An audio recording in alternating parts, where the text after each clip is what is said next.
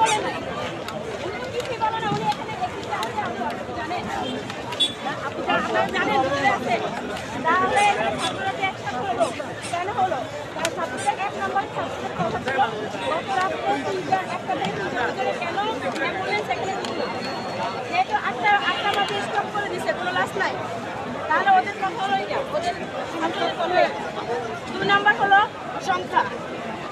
ওনারা না নিতে সংখ্যাটা পরিসংখ্যানটা না বলতে কীভাবে বললো, শুধু এখন উনি ভেঙে বলতে পারতো কিছু আছে এখনো জীবিত, হাসপাতালে কিছু জীবিত আছে এখনো, ডিএনএ নিতে পারতেছে না, যারা পড়া গিয়ে একদম বস্তা হয়ে গেছে, এগিয়ে হয়ে গেছে, কোনো আকৃতি নেই, মুরগির মতো হয়ে গেছে, তাদেরকে ডিএনএ নেওয়া যাবে।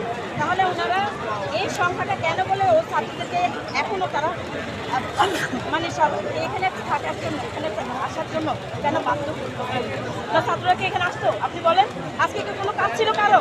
এত মায়েরা কেন আসতো? এত জনসাধারণকে এখানে আসতো? এই বাংলাদেশটা কি আমাদের সবার না? আপনারা 1 বছর 5 তারিখ থেকে আজ পর্যন্ত আপনারা সাংবাদিক ভাইরা আজ পর্যন্ত দেখছেন কোনো একটা মার্ডারের কোনো বিচার হইতে, কোনো তথ্য জানাইতে, কোনো তথ্য জানাইছে? পল্লবীতে কালকে একটা ছেলেকে মেরে ফেলছে, সেনাবাহিনী উঠে নিয়ে সিসিটিভিতে রেখে ওকে মেরে ফেলছে। এটা কোন নাই? অন্যায় করলে আমাদের আদালত আছে, তাহলে হাতিয়ে মেরে ফেলতে হবে? সেনাবাহিনী প্রশাসনের মধ্যে একটা কাজ এরকম করে, আর সাধারণ জনতা কি করবে বলে?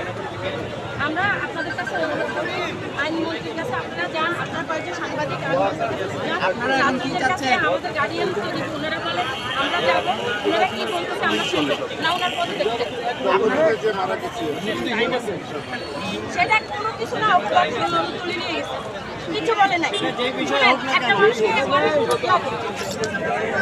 এখানে অবশ্যই তাহলে অপর পক্ষে কিংবা অপর দলের কোনো দোষর হিসেবে আমাদের এখানে কাজ করতেছে, কাজ করে না এরকম ধামাচাপা দেওয়ার কাজ করতেছে, তাই না?